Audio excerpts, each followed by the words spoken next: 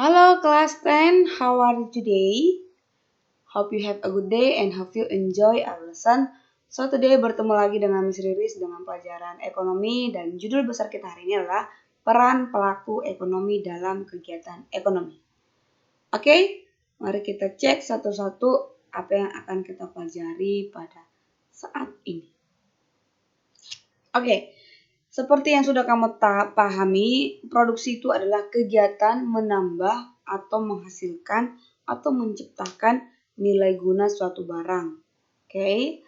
Dan produksi itu tidak hanya terbatas pada kegiatan di sebuah pabrik, tetapi kegiatan sederhana seperti memecah batu kali pun menjadi pecahan-pecahan kecil dikatakan sebagai kegiatan produksi.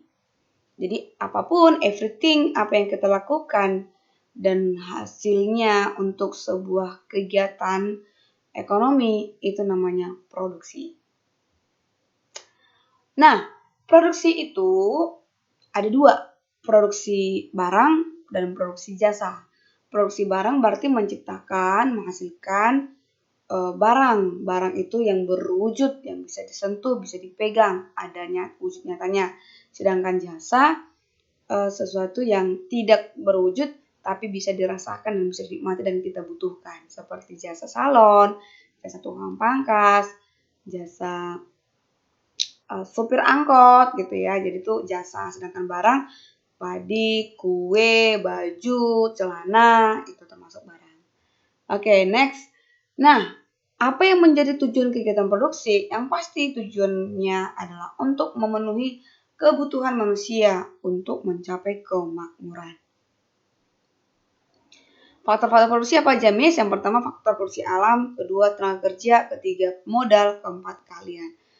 Alam berarti sumber daya alam, tanah, air, ya kan, udara, dan semua yang berbau alam, yang datangnya dari alam.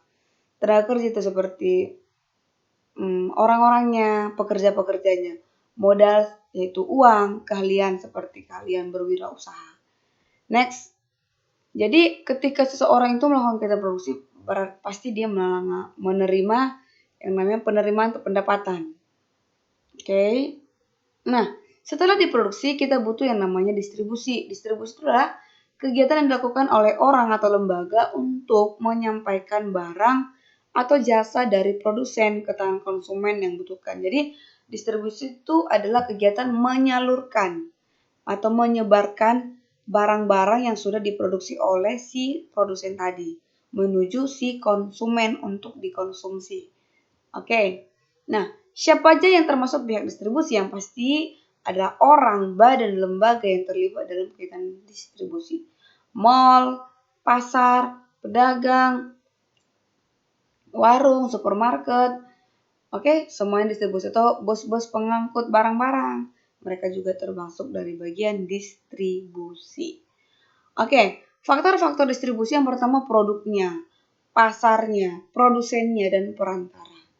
Next, setelah didistribusikan, barang yang sudah didistribusikan itu sampai kepada si konsumen untuk mereka konsumsi. So, konsumsi adalah suatu kegiatan yang bertujuan untuk mengurangi atau menghabiskan faedah atau nilai guna suatu barang atau jasa dalam rangka pemenuhan kebutuhan. Jadi kalau kita mengkonsumsi sesuatu berarti kita menghabiskan atau mengurangi nilai guna yang ada. Next.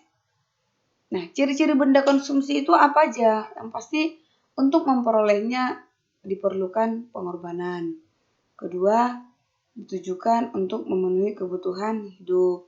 Ketiga, manfaat, nilai, ataupun volume benda-benda yang digunakan tersebut akan habis sekaligus atau berangsur-angsur. Oke, konsumsi sebagai kegiatan ekonomi. Konsumsi itu adalah untuk memenuhi kebutuhan hidup secara langsung. Faktor-faktor konsumsi itu faktor ekonomi dan non-ekonomi. Ekonomi berarti pendapatan, perkiraan harga, iklan, harga yang bersangkutan, dan harga barang lain. Kalau faktor non-ekonomi itu seperti selera, keluarga, adat istiadat, dan mode. Oke, thank you for today. See you next lesson dan jangan lupa kerjakan tugas kalian. kirimkan ke WhatsApp pribadi guys.